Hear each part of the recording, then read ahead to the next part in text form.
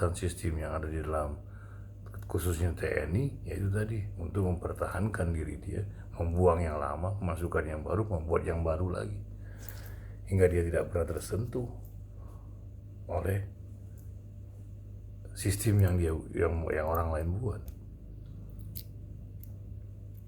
Itu canggihnya Soeharto, canggihnya Soeharto. Karena dalam rotasi-rotasi yang dia lakukan itu, dia sudah hitung semuanya. Dan dia harus ketahui siapa orang ini, dari mana orang ini. Dan dia pasti sudah masuk info duluan kan. Dan dia ambil orang-orang yang kepercayaan dia, yang tidak kita kenal, yang kita tidak pernah maju di permukaan, tapi mengenal orang-orang ini. Seperti itu. Nah mereka, Soeharto dan timnya khusus melaksanakan sebuah evaluasi. Nah setelah selesai evaluasi, orang ini hilang. Dan seperti itu, Soeharto tetap ada di situ untuk mengatur manajemen. Ini pendekar ulung dalam politik Indonesia Raya ini. Hingga semua orang tertuju bukan pada dia, tapi pada orang-orang yang ada di bawahnya. Jadi dia tidak pernah kesentuh apapun dalam konflik. Dia tetap aman, tapi yang dikecam orang-orang yang berbuat tindakan keras di bawah seperti Tanjung Priok. Yang dikecam siapa? RB Murdani. Kenalah Katoliknya, segala macamnya. Seperti itu.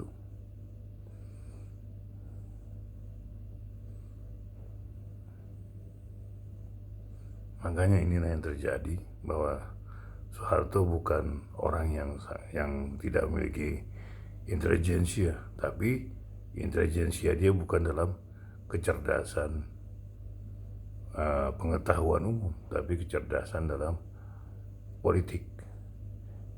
Dia bisa memanage orang, dia bisa mengatur orang, bisa memanage orang, bisa memainkan orang, bisa membuang orang, bisa memasukkan orang. Nah, ini sangat luar biasa sekali.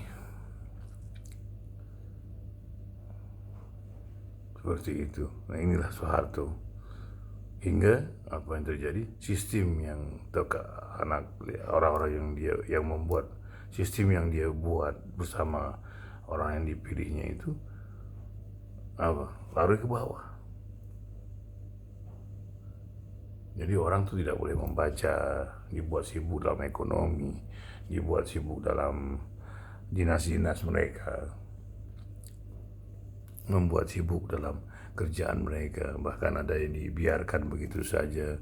Seperti itu, jadi membuat kelengahan-kelengahan orang hingga tidak sadar bahwa telah dikangkangi oleh mereka selama ini. Kenapa tadi? Ya kecerdasan itu dihancurkan. Masyarakat itu tidak boleh membaca buku-buku yang sangat-sangat progresif, sangat-sangat menyemangati jiwa, membuat kecerdasan. Itu nggak boleh buat Soeharto. Itu dibuang, atau bila ada yang mengedarkan kena hukuman penjara. Seperti itu, subversif namanya. Seperti itu. Nah jadi memang planning dia tuh luar biasa, hingga orang tuh tidak pernah berpikir bagaimana cara ngelawan dia. Ini sangat hebatnya Soeharto, membuat orang lengah, membuat orang ini. Ya itu tadi, karena apa? Dia menghancurkan pola berpikir masyarakat. Dia buat ekonomi, atau jadi membuat keduniawian itu lebih dia dorong ke permukaan, hingga masyarakat lalai dengan apa yang harus dia lakukan pada dirinya dan keluarganya, juga pada bangsa dan negara ini.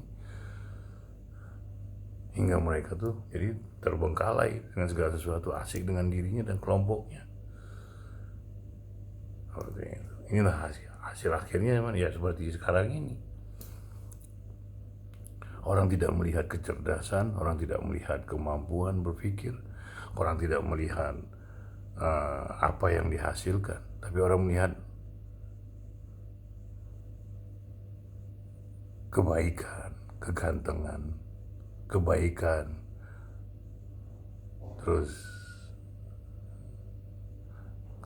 apalagi seolah membela rakyat, seolah-olah melakukan sebuah aksi yang tidak pernah dilakukan oleh orang-orang yang sebelumnya dia lakukan, nyemplung ke got, nungguin pembuatan bendungan, sungai, pembersihan. Nah itu, nah dia tahu bahwa orang-orang ini sangat membutuhkan ini, dan juga dia tahu orang-orang membutuhkan ini, dan dia tahu bahwa orang-orang butuh pembangunan dalam bentuk yang nyata. Jadi apa yang dilakukan saat ini adalah pola yang memang berhasil dilakukan oleh Soeharto. Apa membuat orang-orang yang muncul ke permukaan sebagai pemimpin memiliki pemahaman yang sedikit tentang politik. Seperti itu. Jadi ya ini yang terjadi.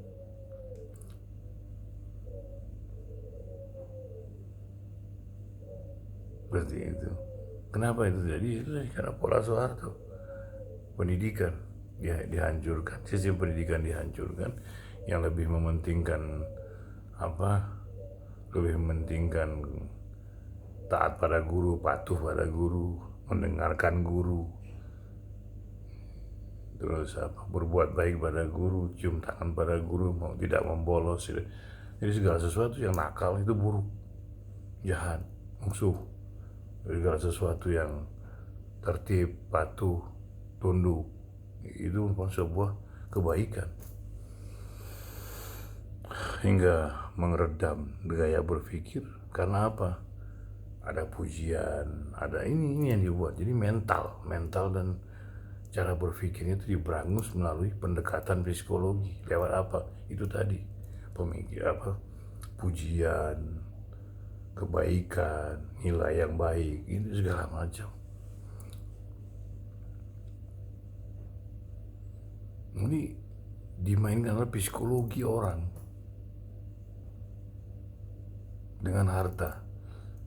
Kehebatan hingga membuat orang jadi lalai, tidak tahu apa-apa, tidak memahami apa-apa. Karena apa? Tidak pernah memegang buku. Karena dari kecil sampai besar begitu itu. Kenapa? Karena pekerjaan itu hanya diberikan pada orang-orang tertentu.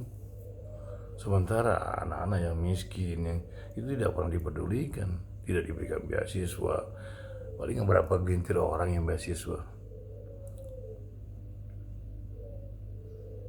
Seperti itu. Jadi akhirnya orang tua marah pada anak, main mukul, main bentak, main tampar, ngebentak, ngatain goblok, ngatain tolol.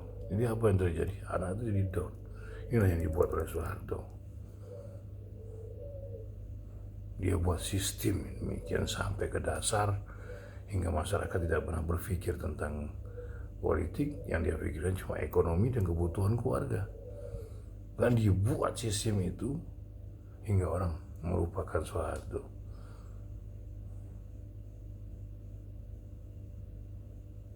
Seperti itu. Jadi lingkaran elitnya, dia buat orang-orang ini membuat sebuah sistem baru yang sudah lama dibuang. Orang-orang ini digeser semua, digantikan orang yang baru. Lalu lingkaran keduanya ini dibuat apa? Melakukan sebuah perintah-perintah yang harus dilaksanakan pada lingkaran pertama. Lingkaran kedua membuat lagi perintah pada lingkaran ke bawahnya, harus selesai. Bila tidak selesai, dikenain sanksi, dikenain hukum, apa segala macam. Demikian juga terus-terusan sampai ke bawah. Seperti itu. Makanya selalu yang muncul ini selalu bagian-bagian elit. Joshua Sumitro, Ali Murtopo, seperti itu, Beni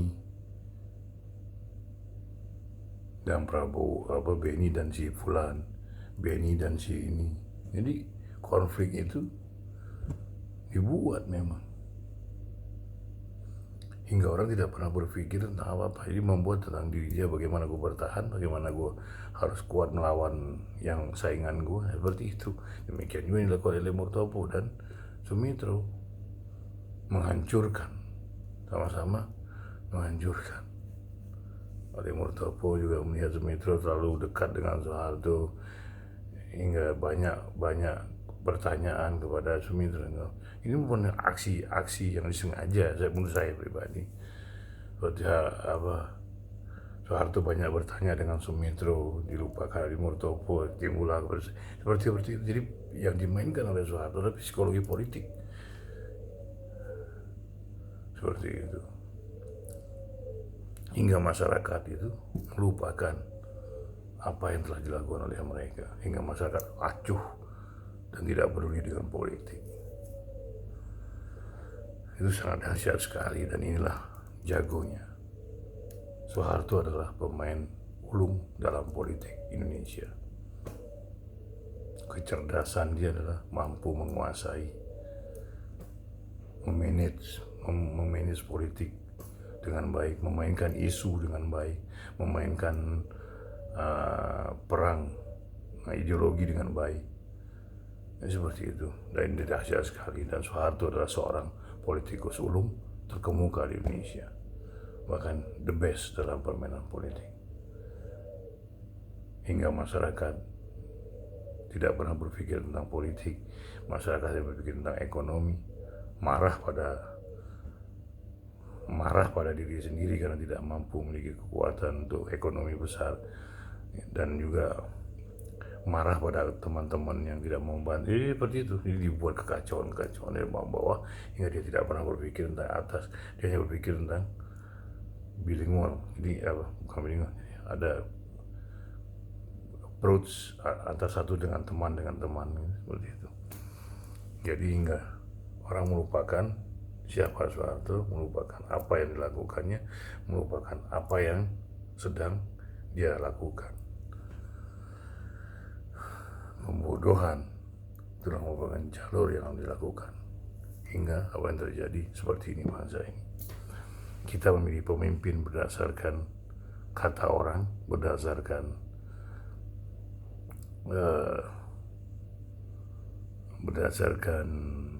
dengar, berdasarkan nenek kakeknya, bapaknya, ibunya, tapi tidak memiliki kemampuan basis dasar pada dirinya.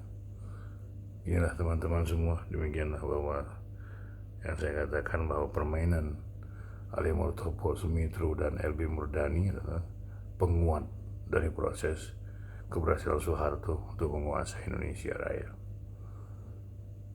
Dan dahsyatnya kita terlalaikan dalam dunia kita masing-masing. Karena apa yang dia mainkan adalah psikologi massa, yang dia mainkan adalah penghindaran kecerdasan dalam dunia pendidikan. Yang ketiga adalah penghancuran kreativitas masyarakat dalam membuat kepercayaan diri ada pada dirinya. Demikianlah teman-teman. Jadi inilah yang dilakukan Soeharto semenjak dia berkuasa, dengan alat-alat intelijen yang dimainkan oleh Murtopo dan juga LB Murdani. Demikianlah teman-teman bahwa Soeharto dalam proses perpolitikan bangsa ini selalu memainkan intelijen, selalu memainkan isu, memainkan konflik, dan memainkan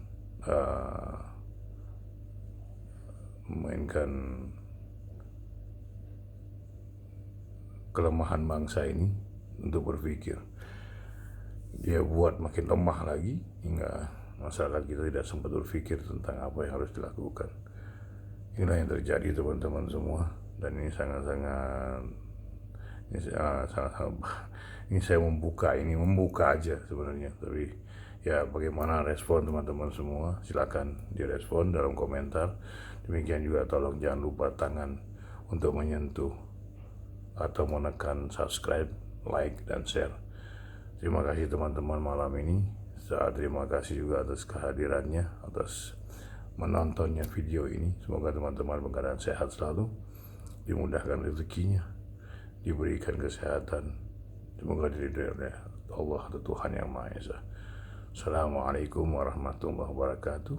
Selamat malam, selamat siang, selamat pagi. Salam Latis.